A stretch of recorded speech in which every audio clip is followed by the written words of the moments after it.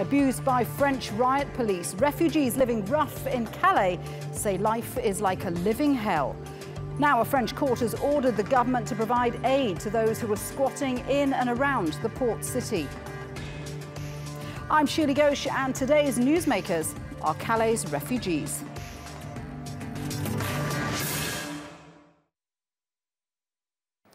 Last year, French authorities closed the sprawling refugee camp in Calais known as the Jungle. But some of those asylum seekers who were told to leave came back simply because they had no other option. Now, a French court has ordered the government to provide fresh drinking water, showers and toilets to some of those people, saying the conditions they faced were inhumane. It comes just a week after a report by Human Rights Watch said French police were beating and abusing migrants in Calais. Sandra Gatman reports.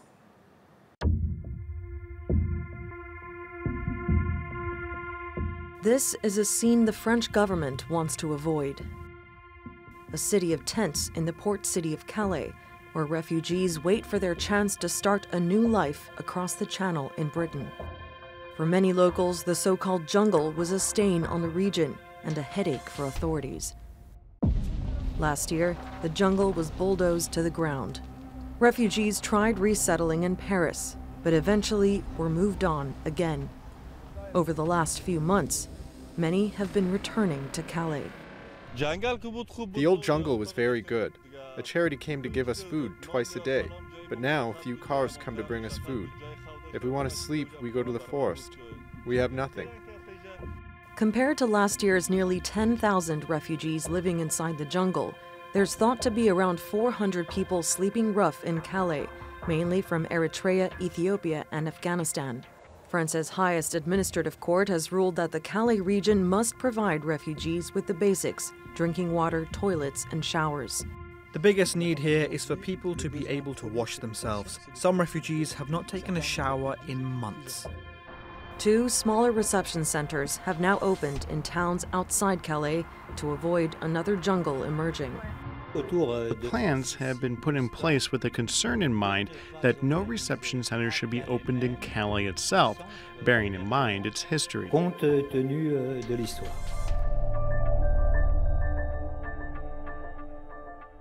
According to a report by Human Rights Watch, life on the streets of Calais has taken a grim turn.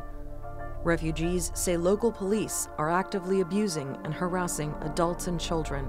17-year-old Biniam T told Human Rights Watch, "If they catch us when we are sleeping, they will pepper spray us and take all of our stuff.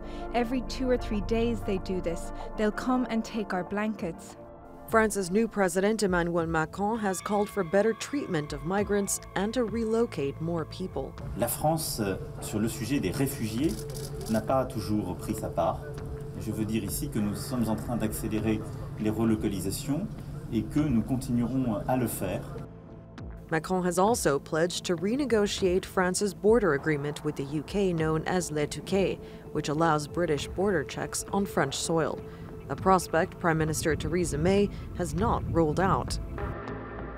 With greater numbers of people on the way, Macron may be forced to confront the conditions in Calais head-on. Sandra Gatman, The Newsmakers. Well, joining me now from Burlington, Vermont, is Michael Bohenik. He's a senior researcher for the Human Rights Watch Council on Children's Rights. He authored that report on Calais refugees, which you've just heard. And from Paris's Émeric Merlot, he's an advisor for France's National Front Party. Gentlemen, good to have you with us. Michael, let me start with you, because you spoke to more than 60 asylum seekers and migrants in and around Calais and Dunkirk. And some of what you document sounds horrific. Police using pepper spray on kids, taking people's clothing and sleeping bags away from them. What kind of impact has this had on refugees? Well, certainly it has a devastating impact on their ability to have, for example, a basic night's sleep and enjoy what we would regard as the basic necessities of life. If they are woken up repeatedly in the night and sprayed with pepper spray or some other chemical agent, if their clothing and sleeping bags are destroyed by this spray, rendered unusable, if they're taken in some instances, and if they're prevented from having access to humanitarian distributions of food and other aid, then of course this makes life very, very difficult for them. And indeed, that may be well the purpose of it, to drive them away from the city where they've gathered. And you're saying that the authorities are turning a blind eye to this action by French police? Well, certainly the French police are doing this. If the accounts we're receiving and the accounts that we've heard from humanitarian workers and the consistent reports of other aid groups and other studies are accurate, and there's no reason at this point to doubt that they are anything but accurate, then the French police are doing this routinely. The fact that authorities up to now, their superiors, the city authorities, the departmental authorities, and indeed the national authorities, had not opened an investigation, had not responded until the publication of our report, did suggest that they were well aware, or if they were not well aware, they should have been aware of these kinds of widespread allegations and should have done something to address them. The fact that they have now announced the opening of investigations is a very positive step, of course, and it remains to be seen how those investigations are taken. They should be able to receive the widest possible range of evidence. And if it's appropriate, of course, these investigations should result in discipline for individual officers. Let me put that to Emeric, because I can see you shaking your head there, Emeric, but I want to ask you, how is it that French police are allowed or have been allowed to abuse women and children while they've been sleeping? Well, first of all, we have to say that these accusations are based on the testimony of only 60 migrants, whereas there have been thousands of migrants, of illegal migrants, that have been going through Calais since now more than a year. So we have to wait for the results of the investigation that the Ministry of Interior just started a few days ago, and we'll see what will be happening. But I want to, on the contrary, reward our police because it's doing a great job there. You know, they are working in very hard conditions. I'm talking about trying to save those migrants, because many of them actually risk their life by trying to get into trucks to go to England, or because there are lots of riots between the illegal immigrants because they are for different communities, between Christians and Muslims, for instance, or between Afghanistan people and between Iraqi. So, I mean, they are doing a great job there. There's actually fighting taking place between refugees from different parts of the country.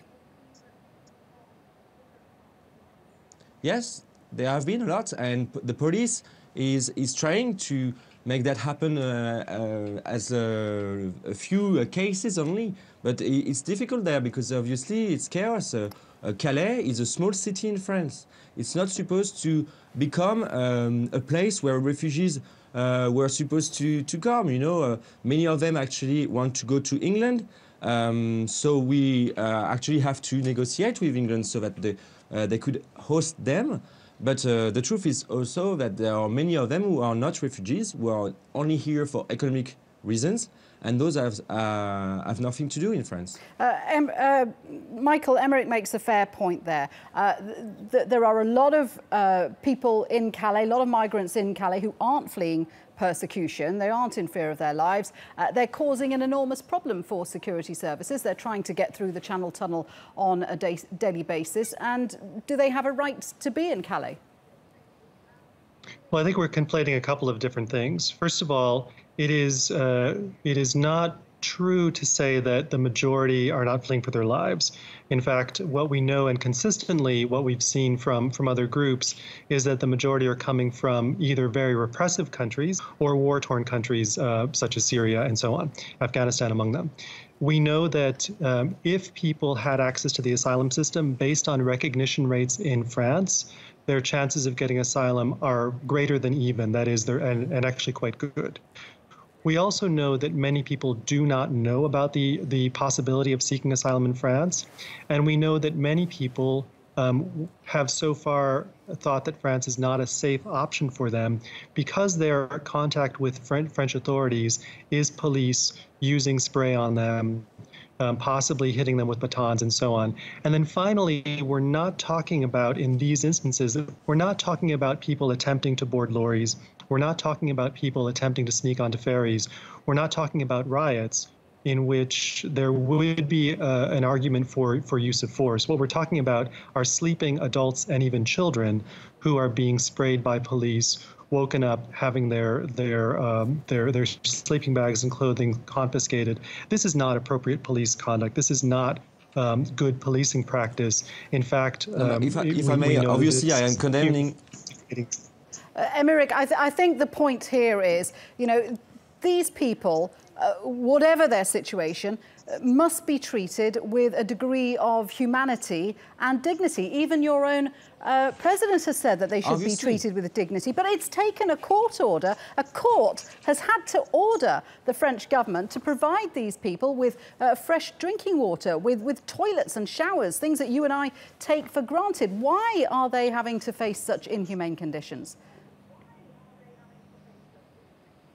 No, but I totally agree with you. I mean, if there have been abuses, they will be punished. And this is what the government said. But, you know, I am not from the government. I am in the opposition. We live in a democratic country.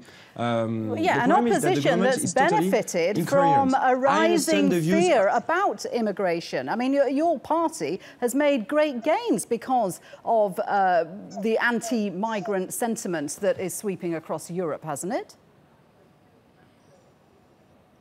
Well, I don't think anybody is gaining from anti-migrant sentiments or whatsoever. We are, you know, everybody is in his role. You're saying that Marine Le Pen hasn't tried to capitalise on the immigration issue. I am a politician, so I have to think, No, I mean, I am a politician. I have to think about French general interest. You're speaking to an NGO ambassador, so, I mean, he's obviously not talking with the same aims. What I contest in my country is that the government is, for instance, helping to create camps like in Calais or whatsoever, but at the same time is deleting more than 100 million of public aid for development that's supposed to go to, for instance, African countries. So this lack of coherence, I mean, we have to help the development in the countries where they come from, and we shouldn't accept people who arrive and impose themselves to France. Because, you know, when you come to France, you have to follow rules. Because we live in a state of law. And there are rules to come to France. France has to follow the rules as well. France has signed up to the European Convention on Human Rights. France has signed up to the Refugee Convention. So France also has obligations, doesn't it? Once again, the Ministry of the Interior is making an investigation. We are not going to put policemen in jail because of an NGO report that is based on 60 declarations. Once again, there have been thousands of migrants who tried to live in Calais. And the policemen are working in very hard conditions.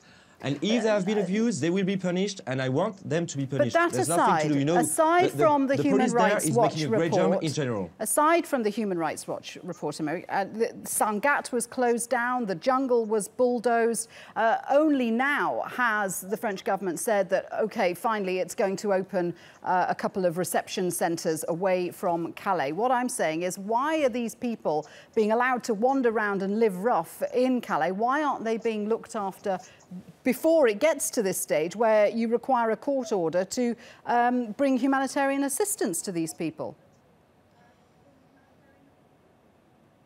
Because they used to have a camp there, but then the government decided to destroy it and to put all the migrants everywhere in France, sometimes in small villages, such as in my area in Maine-et-Loire, in the West region, and then they weren't supposed to have any camps anymore. The problem is that the illegal immigration is so high in our country that this camp is now recreated. Yeah, Michael, Emeric makes a good point there, that this is something a lot of the French authorities have been talking about. If you build more reception centres, you are encouraging a problem on their doorstep. The problem is, as we all know, already there, in that there are people who are coming to Europe and, of course, going on through other European countries to France. Part of the answer, which France has not yet adequately addressed, is to provide appropriate reception conditions at the start. That is, if they're crossing over from Italy, giving them appropriate accommodation, access to the asylum system, information about the asylum system from the outset. That isn't really being done. Secondly, we've been here before with these temporary centers. Right after the camp in Calais closed at the end of October, kids and adults were shipped to temporary centers. A problem immediately was that they were not part of the regular protection system in the case of children, because the hope was that many would be taken by Britain, which, as we know, happened to a certain extent, but certainly not to any large extent. I think where we agree is that this is not solely France's responsibility. This is a European-wide problem. We need to have a European-wide solution so that the distribution of refugees and asylum seekers is a fair one. But I think that it is an important point to remember that whatever one may do, whatever France or other countries may do to address conditions in the home countries, there are always going to be people who are going to be coming to Europe and coming to France to seek asylum, and that really is the framework that is contemplated in the Refugee Convention, which France has signed up to. France accepts an obligation to take asylum seekers who arrive within the country, and that's not improper, right? If you have no choice but to flee your situation and seek safety somewhere else. But Emerick is saying that they closed down, France closed down Sangatte and France closed down the jungle, and still these people still keep coming. It's a never-ending problem. Why do refugees keep returning to Calais? Obviously, to try and get into the UK. And they do so because many of them have given up on France, even after being relocated from Calais the first time, or these other camps the first time. So nobody wants migrants and asylum seekers living rough, living in the woods, living in camps like this. That's not ideal for anybody. I think the question is how best to manage this such that we can have appropriate access to protective services, appropriate access to basic necessities. Those things, I think, are incontrovertible. What France cannot do, and what it seems police are doing on a routine basis, is making life so miserable, including through really abusive, cruel, and human degrading treatment, that the hope is that migrants move on, and that's just not appropriate. Emerick, what do you think of President Macron's proposal to open European-run reception centres in Africa to try and discourage migrants from heading to Europe in the first place? We know that if many of them cross, for instance, the Mediterranean Sea, it will be difficult for them to come back. And so it's less risky as well. So I think, to me, it's more important, in fact, to create camps there that will help the population where it comes from and where it actually lives. Because, as he said, nobody wants to live in woods, nobody wants to live in poverty, whether in Europe or in Africa. But it's probably more easy for us to help them in their countries than help them where we live, because our debt is very high. We are, for instance, at the moment decreasing housing aid for sometimes the government is saying that we're going to give 200 million to create new housing for illegal migrants, and so the French people don't understand. Why should they make effort for people who don't come from their country and who don't pay taxes? Once again, I am a politician. I think about national interest, and an NGO is not thinking about national interest. It's about as a citizen of the world, or as the world interest.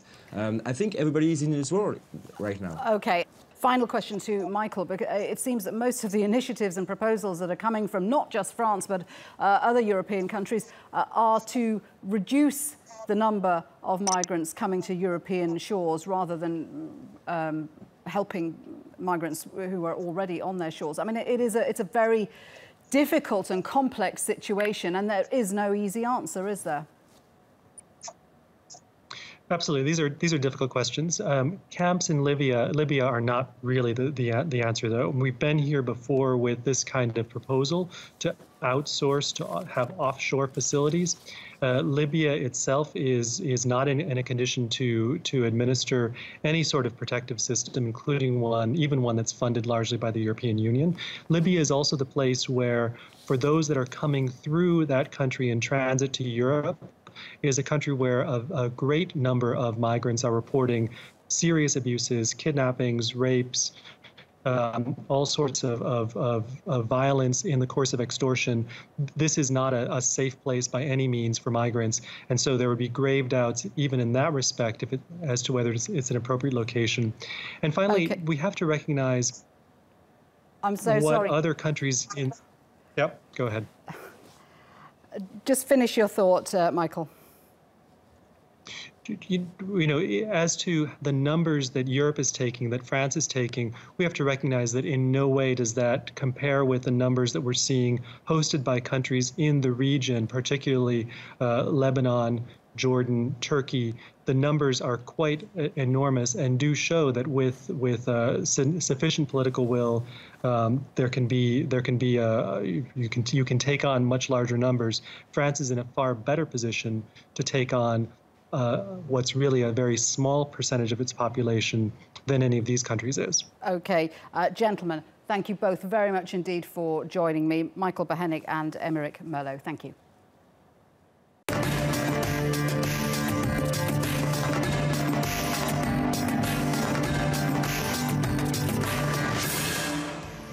Coming up, as Rwanda prepares for presidential elections, we ask if criticism of the current leader and frontrunner who helped end the Rwandan genocide is fair.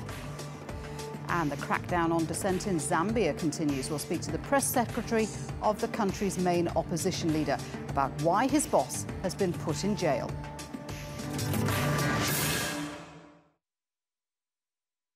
Rwanda will hold its presidential election on Friday, but many believe there's only one real contender, Paul Kagame. He's been in power since 2000, and if he wins this election, he'll serve a third 7-year term.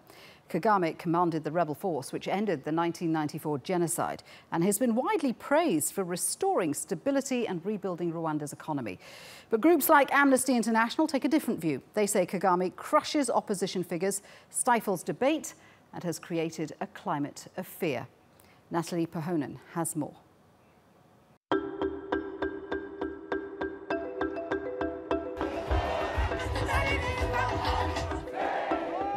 In Rwanda, presidential election campaigns are quick. Candidates have just 3 weeks to spread their message, gather their supporters, and try to achieve victory. This year, it's a tale of 3 contenders. The incumbent, President Paul Kagame, the opposition figure, Frank Habineza of the Democratic Green Party, and the independent, Philippe Mpayimana. For as long as we're together, I'll take beatings for you. People here, on August 4th, you have to vote for RPF. Once you've voted, everything will be better. Kagame, who heads the Rwandan Patriotic Front, is the clear front-runner.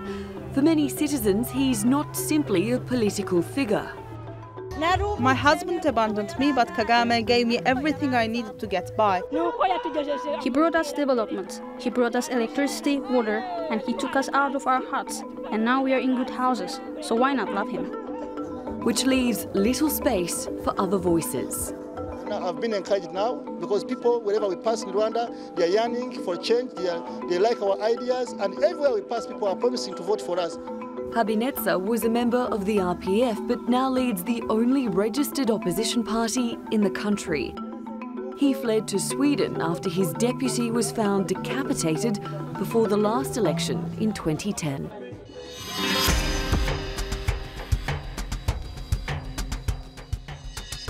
Kagame is a man with a long legacy.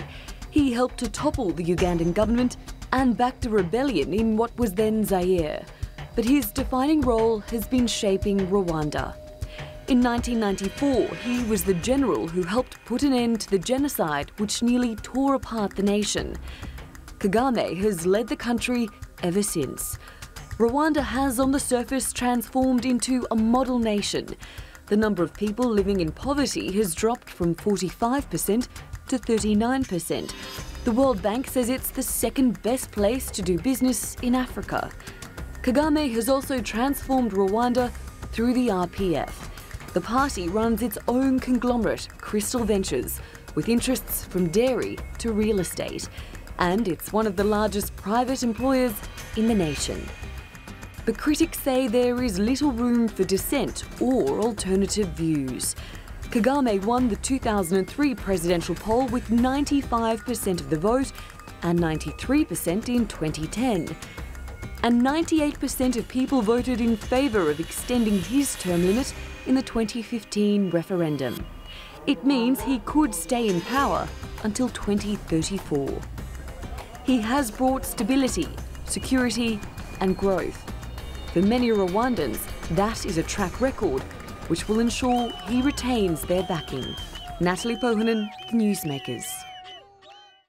Well, joining me now from Kigali is political analyst Gonzaga Muganwa. Also from Kigali, Gatete Nyiringabo. He's a human rights lawyer and a senior research fellow in governance at the Institute of Policy Analysis and Research. Gentlemen, good to have you with us. Gatete, can I start with you? Because Kagame promised to step down this time round. According to the constitution, he was supposed to step down. Why didn't he? He didn't because there were petitions in Kigali asking him to stay on. And when that petitioning happened, essentially it was to remove the constitutional blocks that would had forced him to step down. And then when that was removed, he said because people have asked him to stay, he would stay. Yeah, those are the mechanics of it. But why did he decide to stay on? Is he just another African leader who can't resist clinging to power? Well, I think he, like I just said, he said he would leave in the beginning of the conversation because the calls to ask him to stay had continued happening the whole time. He was on the position that he was going to leave.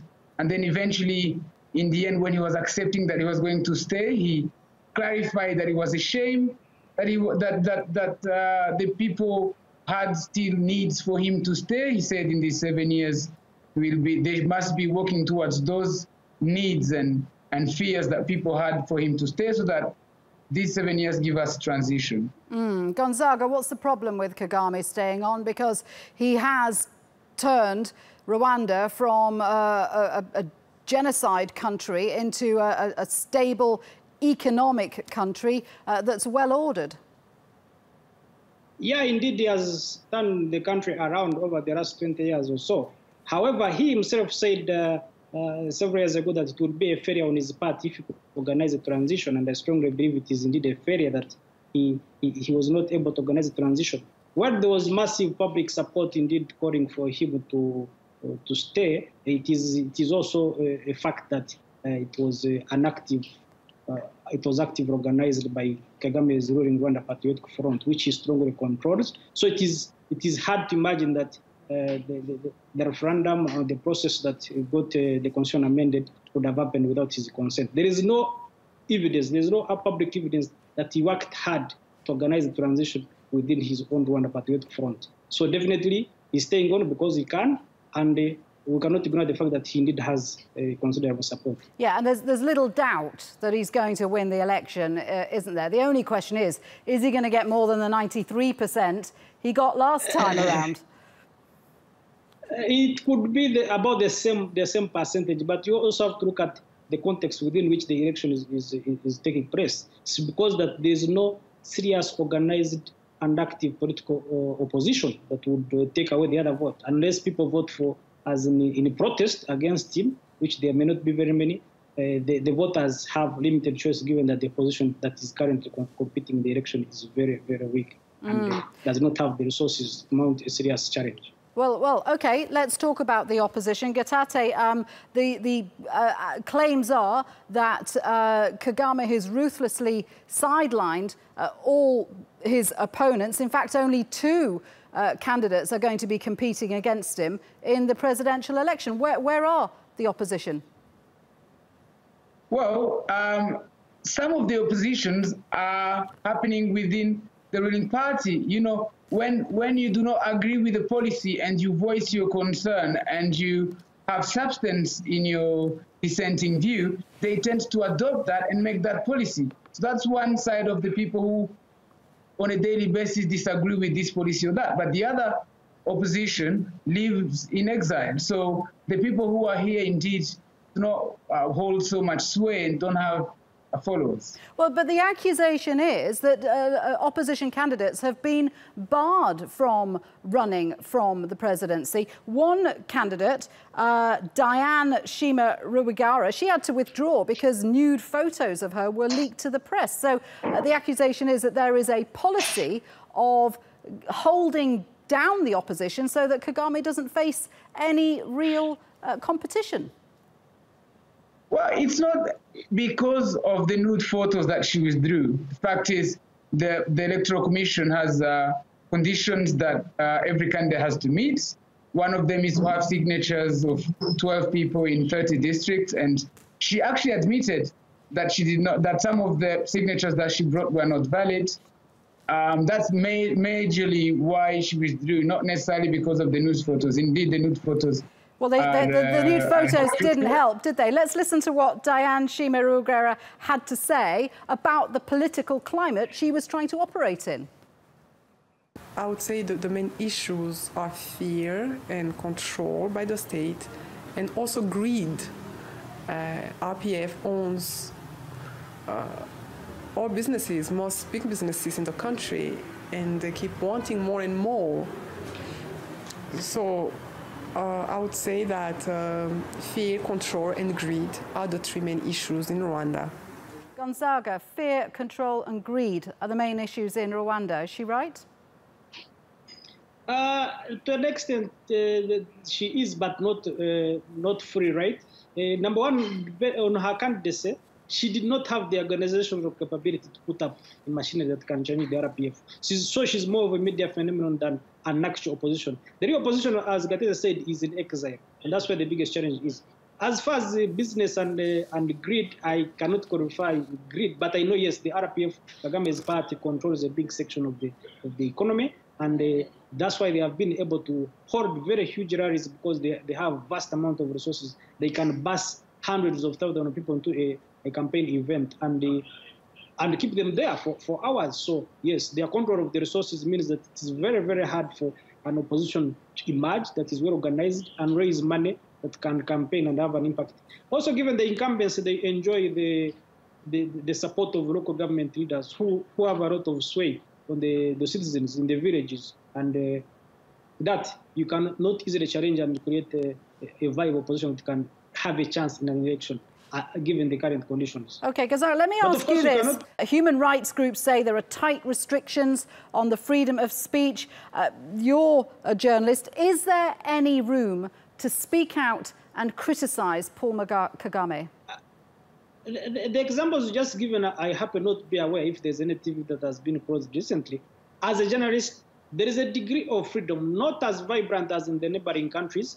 I personally go on state TV and I say I'm opposed to his third term, and nothing happens to me. So there is a degree of freedom that opponents and the human rights organizations don't recognize. However, we still have, as journalists, we still have a lot of taboos. There are many sensitive issues we don't talk about. For instance, the issue of campaign finance, it's one of the biggest issues in this election, because other than the fact that it's not competitive, what are the factors behind the RPF's big support? It's because of campaign finance. But how has this money been raised? The media has censored itself in discussing this because they think they may have some repercussions. So it's 50-50. There's some degree of freedom. It's expanding. The internet is helping journalists to expand their horizons, but the order controllers have not given away so quickly. Gatate, what do you say to those critics who say Paul Kagame is basically a dictator? His ruling party is so powerful, it enforces obedience through fear, and he is an authoritarian leader. Right, so I'll start a little bit going back to Diane Rwigara. The way she was speaking, the fact that she can speak, she can say those things, is also an indicator that there's a degree to allow people to speak their mind. That's one thing. On the other, that the RPF is powerful does not make Kagame a dictator. Those are two different things. The RPF is powerful because indeed, this is a country that is not private sector led. Most of the positions are jobs that are given by the government, so people work for the government. Yes, but a healthy democracy has several valid and viable and credible political parties, doesn't it? Rwanda seems to lack that. Not necessarily. The democracy that you define, that's a Western democracy where they oppose, where there's opposition. Here we don't speak of opposition. The Rwandan constitution, which was validated by the population, says there should not be opposition, there should be dialogue and consensus, which is why in Rwanda you have something that you don't have in other countries, where you have opposition, where you have all parties that are claimed to be in opposition and the ruling party in one forum. What about allegations that Kagame's political opponents have been jailed or been killed, even political opponents who fled abroad? How about, so people who've been jailed, based on that assertion, everyone who's jailed turns out to say I'm a political opponent. People who have opposed Kagame have been jailed, but in recent elections, we know no one who's been jailed for opposing Kagame. This is things that they've been saying for the last 15 to 20 years. So it's not current news. And you have people in exile who half of them have cases pending against them, who found it easy to say we're political asylum seekers and so on, and they're given validity. So if everyone who flees Rwanda for one reason, everyone who's investigated, everyone who's being prosecuted for genocide crimes or for corruption, or indeed who has gone into a power struggle with Kagame and lost it, turns out to be an opposition leader. So I think there's more to it. It's much more complex than how people present it. Gonzaga, when... If I could say something. Yes, go ahead. Yeah, if I could say something about it. Yes, indeed, there are a lot of people who claim to be opposition when they are being opportunistic, just when they don't have a viable agenda to inspire people to support them. That being said, there was a point I disagree with Gatete as far as dialogue and politics of consensus is concerned. What is clear is that the dialogue that is happening is within Kagame allies. The real people who oppose him, there's absolutely no dialogue between the RPF and the people who are strongly opposed to its governance. So the part of the constitution that is being implemented is only for political parties that are already allied with the RPF.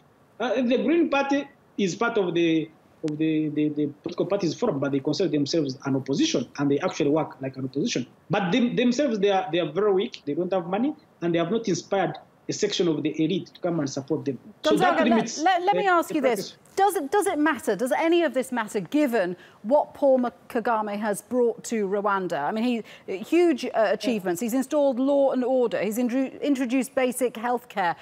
Infant mortality rates have dropped, and there's less corruption. So does any of that matter when he's achieved so much? Yeah, it matters going forward because some of the policies are not performing as it is claimed. And it's always important that they are out there in the public debate. The policies, for instance, some of the policies like in agriculture, there was a problem of hunger in parts of the country. It was not publicly debated because there was no one to raise it. So some policies are well intended, but they're not achieving their targets. So without an opposition point out where they can be improved, without the RPF reforming on time every program that goes on, even the health sector, it's not... Look, we have less than 1,000 doctors. So even if you say everybody has universal coverage, are they getting quality medicine? Not yet. So if you talk about the education, yes, there is almost universal primary school enrollment. But what type of education are they getting? Numerous rates. Can they go on and use the skills gotten out of school and do productive work? All those need a public debate, which a reasonable, policy-oriented and resourced opposition can help in the national dialogue. Well, let me put that to Gatete. Paul Kagame was undoubtedly the leader that Rwanda needed 2 terms ago. Is he the leader that Rwanda needs now? Well, it's obviously it's not for me to say because people have gone, 4 million people have gone and petitioned and say, yes, indeed, this is the leader that we need now. But I also want to come back to what Gonzaga said. I agree with Gonzaga that there are some policies that needs to be debated more. But given the current political dispensation in Rwanda, is there another way to debate these things? Are they debated? Have you and I, for instance, Gonzaga, gone out there and said, this policy we don't agree with, this policy we don't agree with, and our opinion were taken in account without us considering ourselves opposition. Is there... Sorry, Gonzaga, yeah, go ahead. To a degree we can debate these policies, but has to move from just because a journalist or a human rights activist is saying this. Can we have a parliament where the real policy takes place that has divergent views? We have a parliament that is absolutely linear. It has only one view, Paul Kagame view. There's not a single MP who can challenge a government policy. Very briefly, because of the constitutional rules, Paul Kagame could stay on till 2034. Would you, either of you, be happy with that? No, I wouldn't. Because it would be such a long time, and it is very important. Even if the RPF was to stay in power for that long, it has to evolve, to reform itself so that it... Okay, we're running out of time. Last thought to Gatate, would you be happy with that, 2034? Listen, even the change of the constitution, I wasn't happy. I petitioned the Supreme Court saying that the constitution shouldn't change. I'm generally happy with President Paul Kagame. I'm happy with him, but I'm more happy with the country. The country is much bigger. Okay, gentlemen, we're going to have to leave it there because we have run out of time. Great discussion. Thank you very much indeed for that, Gonzaga, Muganwa and Gatate Nairin Gabo.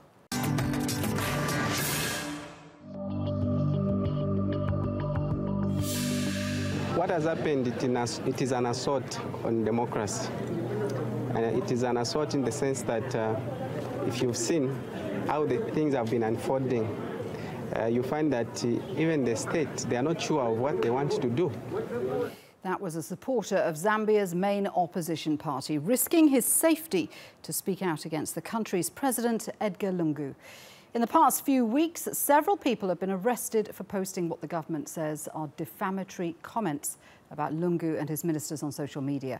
Some Zambians, as well as international observers, are also concerned about the closure of 4 media outlets, including 2 radio stations, a TV station and a newspaper.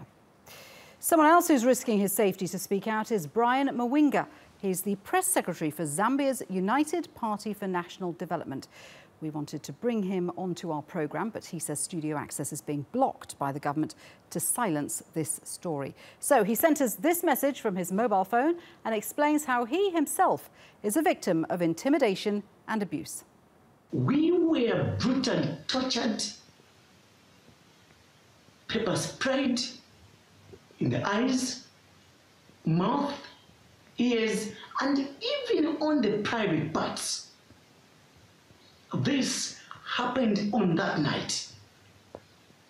And this happened to everyone else who was found in the yard of the opposition leader's residence. By the way, even him was brutally tortured together with his wife and one of his kids. They were pepper sprayed equally, tortured by the heavily armed state police. I was arrested. And the question that some of the state officers were asking me is, do you recognize President Edgar Lungu as president of this country? Well, joining me now from Aberdeen in the UK is Larry Mwitwa. He's a member of the UK wing of the UPND opposition party. Larry, good to have you with us. So, opposition leader Hakainde Hichilema is in prison facing treason charges.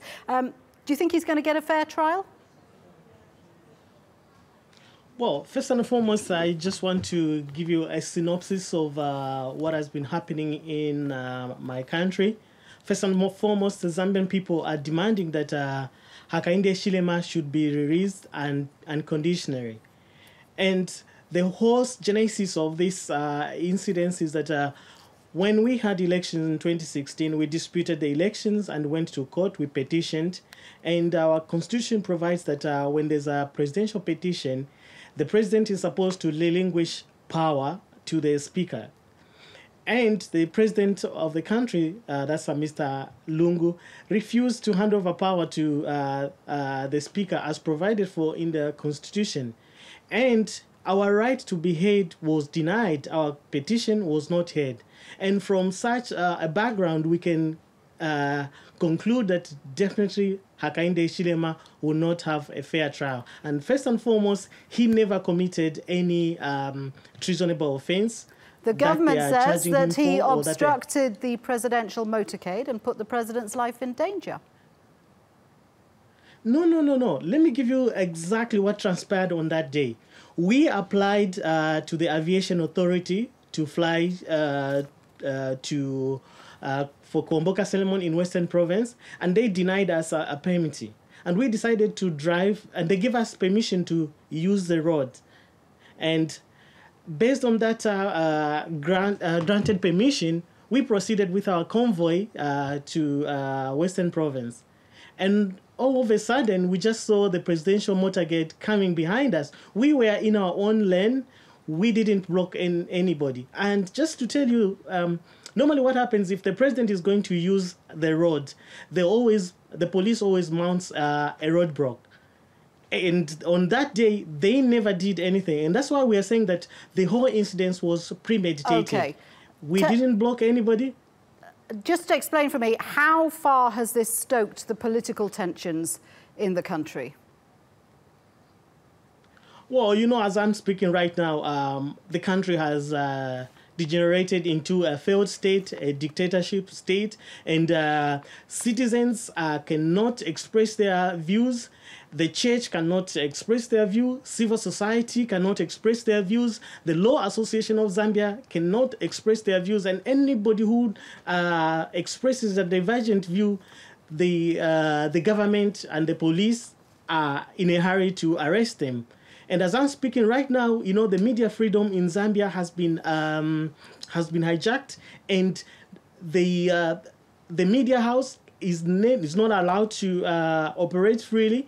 The police are all over, you know, arresting any journalist. There's a state of emergency in Zambia right now because Lungu supporters are saying that's necessary because there's been a string of arson attacks by their political opponents. This is what Lungu's camp are saying. And you yourself have been accused of setting fire to a market in Lusaka. No. You know, those are the tactics that they are using. So they are causing, arson themselves. And I can give you an example of what transpired with City Market. City Market was burnt around 04 Alasa UK time, about 6 a.m. Zambian time.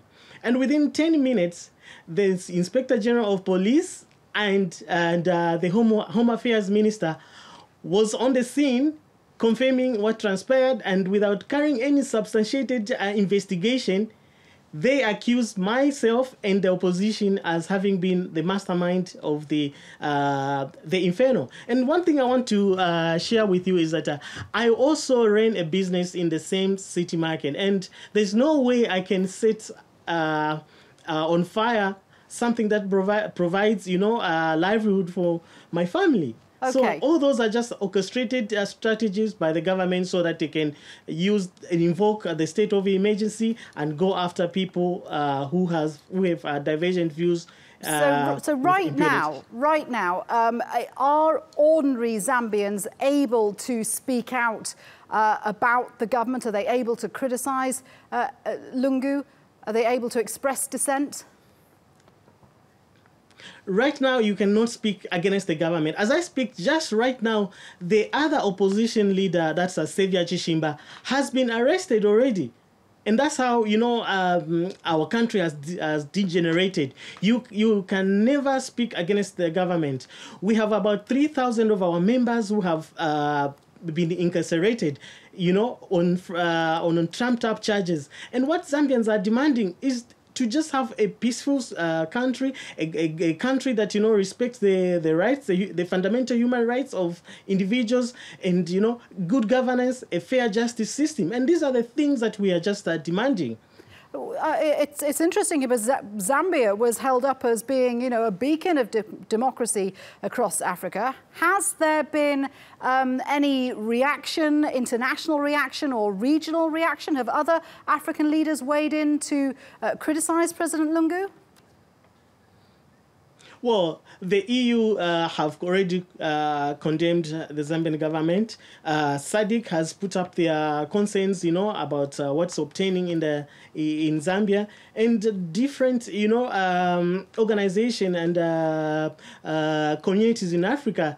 They've expressed their concern on what's transpiring in our country, and we have fought so hard to attain these democratic tendencies, and this government has completely, eroded all the efforts that we've made in terms of democracy. Thank you very much indeed for joining us. Great to speak with you, Larry Mwitwa there.